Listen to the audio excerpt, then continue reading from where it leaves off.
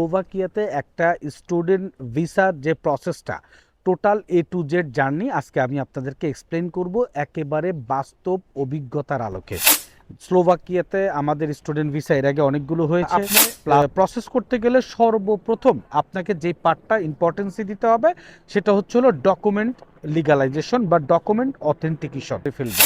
অনেকেই যেটা ভুল করেন, আপনারা চিন্তা করেন যে আমি পরিপূর্ণ প্রিপারেশন আইএলটিএস বা ডুয়েলিঙ্গো বা পিটিই বা টোফেল যে কোনো ইংলিশ একটা কোর্স কমপ্লিট করার পরে আমি আমার বাইরে যাওয়ার যাত্রাটা শুরু করব। ইউনিভার্সিটি নিজেই এই অ্যাপয়েন্টমেন্ট ডেটের আপনাদের ব্যবস্থা করে দিবে, সেই ক্ষেত্রে আপনাদের কোনো প্রকার কোনো প্যারা খাইতে হবে না। আপনাকে সিনিয়র স্টুডেন্টকে পাঠায় আপনাকে রিসিভ করে ডরমিটরিতে নিয়ে আসা হবে। এইখানে আসার পরে প্রথমেই আপনার ফরেন পুলিশ অফ স্লোভাকিয়া ব্রাতিস্লাভাতে আপনার হচ্ছে রিপোর্ট করতে হবে। অল ওভার আপনি দেখা গেল 1.5 থেকে 2 লাখ টাকার মধ্যে আপনি কিন্তু স্লোভাকিয়াতে চলে আসতে পারবেন। যদি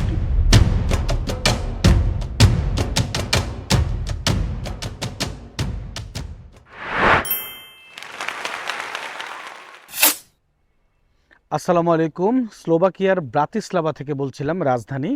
আজকের এই ভিডিওটাতে আপনার স্লোভাকিয়াতে একটা স্টুডেন্ট ভিসার যে প্রসেসটা total A to Z journey আজকে আমি আপনাদেরকে এক্সপ্লেন করব একেবারে বাস্তব অভিজ্ঞতার আলোকে। স্লোভাকিয়াতে আমাদের স্টুডেন্ট ভিসা এর আগে অনেকগুলো হয়েছে, প্লাস এখন আমরা এখানে বাস্তবে আমাদের প্রচুর পরিমাণে যাতায়াত হয়, কারণ এখানকার বিভিন্ন অর্গানাইজেশন বিভিন্ন ইউনিভার্সিটির সাথে আমাদের কাজ চলতেছে। সেই প্রেক্ষিতে এবং বাস্তব ভিসা প্রসেসিংয়ের এক্সপিরিয়েন্স, অ্যাডমিশন সব কিছু মিলিয়ে এখন হিউজ এক্সপিরিয়েন্স স্লোভাকিয়ার ব্যাপারে আমাদের আছে। তো সেই প্রেক্ষিতে আপনাদের যে পুরো প্রসেসটা আজকে বলে দিব। এবং আপনারা স্টুডেন্টরা যেটা ভুল করেন, মানে যারা একটু মানে বোঝেন বাট অনেকটা অভিজ্ঞতা নেই, বাস্তব অভিজ্ঞতা নেই, তারা যেই জিনিসটা মেইন পার্টগুলো আপনারা ভুল করেন সেই পার্টগুলো আপনাদেরকে বলে দেব। আসলে একটা স্টুডেন্ট ভিসার সবচেয়ে মূল ইম্পর্টেন্ট বিষয় হচ্ছিল আপনি কোন প্রসেসটা দিয়ে স্টার্ট করবেন, এইটা হচ্ছিল সবচেয়ে ক্রুশিয়াল পার্ট। স্লোভাকিয়ার স্টুডেন্ট ভিসা আপনি প্রসেস করতে গেলে সর্বপ্রথম আপনাকে যে পার্টটা ইম্পর্টেন্সি দিতে হবে সেটা হচ্ছে হলো ডকুমেন্ট লিগালাইজেশন বা document authentication according to Bangladesh ministry এবং অ্যাকর্ডিং টু আপনার স্লোভাকিয়ান মিনিস্ট্রি। এইটা আগে গুরুত্ব দিতে হবে। এই পার্ট অনুযায়ী সর্বপ্রথম আপনি বাংলাদেশ থেকে আপনার সার্টিফিকেটগুলো আপনার অ্যাপোস্টাইল করে ফেলবেন, যেটাকে আপনার হচ্ছে হলো ফরেন মিনিস্ট্রি অথেন্টিকেশন বলে। এই অ্যাপোস্টাইলটা আপনি কিন্তু সুন্দরভাবে mygov.bd অনলাইন থেকে ডান করে ফেলতে পারবেন এবং বারকোড সম্বলিত আপনি একটা পেপারস পাবেন। এর পরের পদ্ধতিটা হচ্ছে হলো আপনার ডকুমেন্ট সুপার লিগালাইজ করা। দিল্লি থেকে আপনার ডকুমেন্টগুলো সুপার লিগালাইজ করাইতে হবে, অর্থাৎ আপনার এই ডকুমেন্টটা বাংলাদেশের অরিজিনাল ফরেন মিনিস্ট্রি আপনাকে অথেন্টিকেট করে দিয়েছে, এইটাকে আবার সুপার লিগালাইজ আবার অথেন্টিকেশন করবে আপনার দিল্লির স্লোভাক অ্যাম্বাসি। গেল আপনার হচ্ছে হলো সুপার লিগালাইজেশন পার্ট। এরপরে আসবে ট্রান্সলেশন পার্ট, অর্থাৎ এই ডকুমেন্টটা এখন স্লোভাকিয়াতে আপনি যে কোনো জায়গায় মুভমেন্ট করাইতে পারবেন। মানে আপনার বাংলাদেশ ফরেন মিনিস্ট্রি আপনাকে অ্যাপ্রুভাল করে দিল, আবার স্লোভাকিয়ান অ্যাম্বাসি এটাকে অথেন্টিকেশন করলো, এখন স্লোভাকিয়ার যে কোনো আপনার ইনস্টিটিউশনে এইগুলো আপনি কাজে লাগাইতে পারবেন। তো ট্রান্সলেশন করবেন, ট্রান্সলেশন করার জন্য এইখানে গভর্নমেন্টের অনুমোদিত যে ট্রান্সলেটর আছে তাকে দিয়ে আপনার এই সার্টিফিকেটটা ট্রান্সলেট করাইতে হবে স্লোভাক ল্যাঙ্গুয়েজে, কারণ স্লোভাকিয়া কখনোই আপনার অন্য ভাষায় আপনার হচ্ছে হলো সার্টিফিকেট ট্রান্সক্রিপ্ট অ্যাকসেপ্ট করে না, অনলি স্লোভাক ল্যাঙ্গুয়েজে অ্যাকসেপ্ট করে।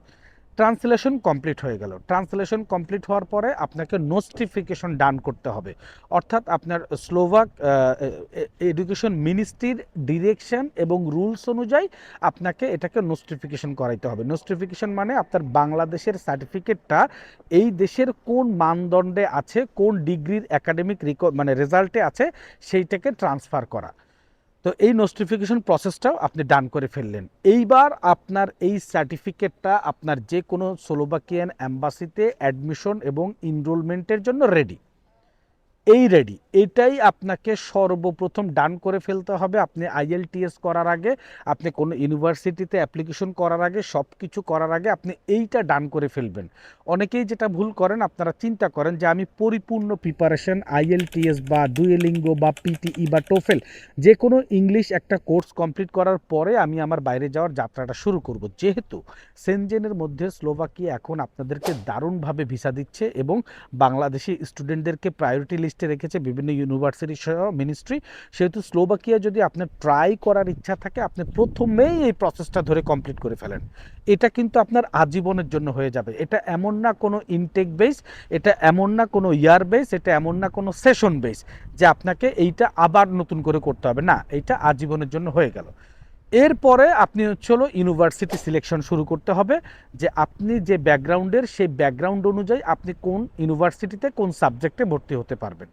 এবং আমাদের যেটা ডিপ রিসার্চ চলে, আমাদের যেটা ব্যাক অফ দ্য প্রসেসে আমাদের ডিপ রিসার্চ চলে, সেটা হচ্ছিল যে কোনো দেশের লেবার অফিসের যে জব ভ্যাকেন্সিগুলো থাকে ওগুলোকে রিসার্চ করা, যে নিয়ার ফিউচারে বা বর্তমানে কোন জব ভ্যাকেন্সিগুলো বেশি, মানে আমি যে ব্যাকগ্রাউন্ডের সেই ব্যাকগ্রাউন্ড অনুযায়ী কোন জব ভ্যাকেন্সিগুলো বেশি, ওই জবগুলো পাইতে হইলে কোন সাবজেক্টে অ্যাডমিশন হইলে ভালো হয়, এইভাবে সাবজেক্ট সিলেকশনটা ভালো হয়। যেটা আমি এর আগেও দেখিয়েছি যে আমরা বিভিন্ন লেবার অফিসগুলো ভিজিট করি এইভাবে, এবং বিভিন্ন university international correlation officer visit করি যাতে সাবজেক্ট সিলেকশনটা আমাদের রাইট হইতে হয়।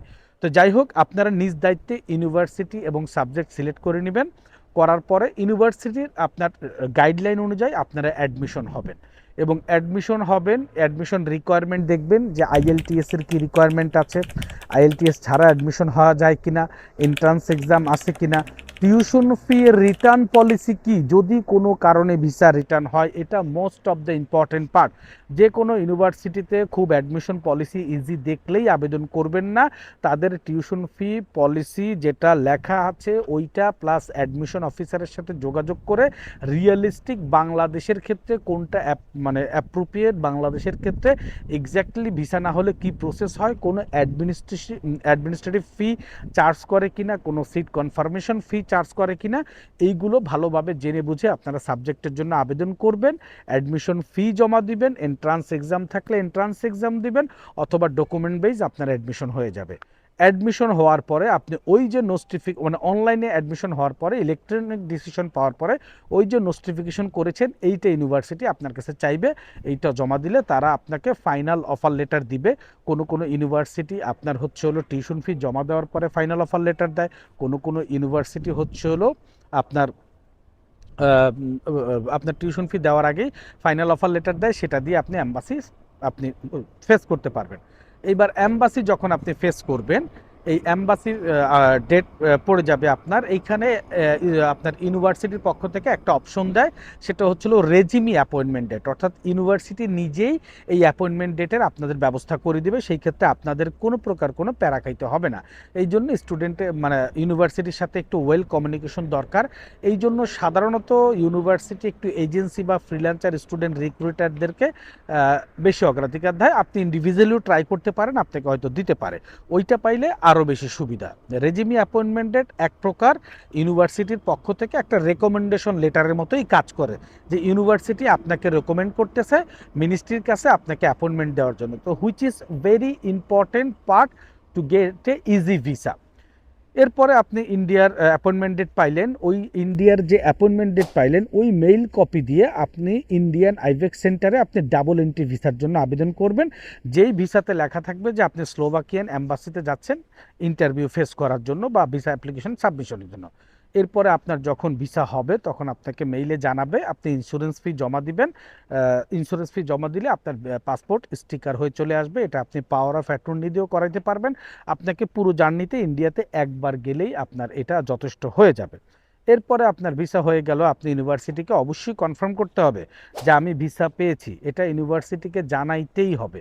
যে আপনি ভিসা পেয়েছেন, এবং সেটা ইউনিভার্সিটি কনফার্ম করলে তখন আপনার এন্ট্রিতে আর কোনো প্রবলেম হবে না।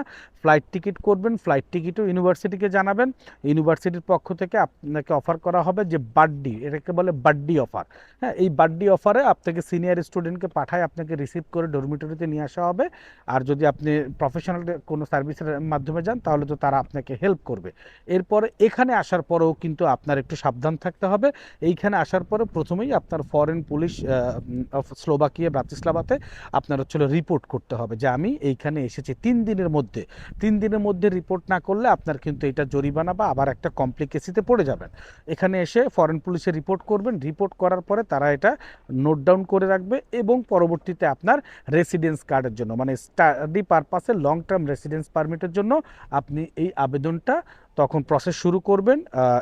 আপনি হচ্ছে ইউনিভার্সিটিতে টিউশন ফি যদি আগে দিয়ে থাকেন তাহলে ভালো কথা, না হলে এখানে দিয়ে এনরোলমেন্ট কমপ্লিট করে এনরোলমেন্ট পেপার নিয়ে আপনি আরও অন্যান্য যে প্রয়োজনীয় ডকুমেন্টস আছে সব কিছু নিয়ে আপনি এখানকার রেসিডেন্স কার্ড নিয়ে এইখানে নিয়মিতভাবে আপনি বসবাস শুরু করতে পারবেন।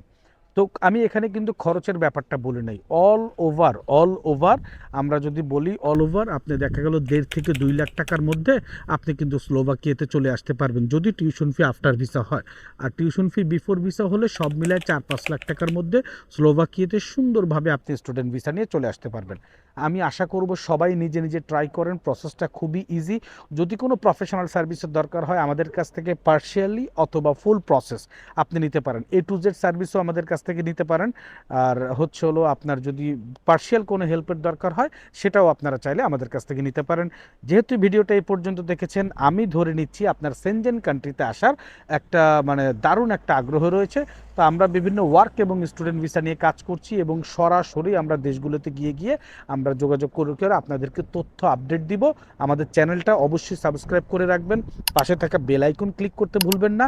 বেল আইকন ক্লিক না করলে আপডেট পাওয়া একটু মুশকিল হয়ে যায়। এবং পাশাপাশি সেম নামে আমাদের কিন্তু গ্লোবাল ক্যারিয়ার ব্রিজ সেম নামে আমাদের ফেসবুক পেজও খোলা আছে। সেখানে গিয়ে আমাদের পেজটা লাইক দিয়ে রাখলে ফেসবুক ইউটিউব ব্যবহার করার সময় আপনার মনের অজান্তেই আপনি ভিডিওটা পেয়ে যাবেন।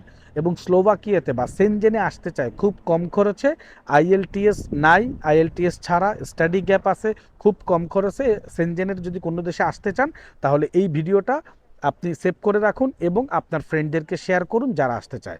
আজ এ পর্যন্তই, ভালো থাকবেন।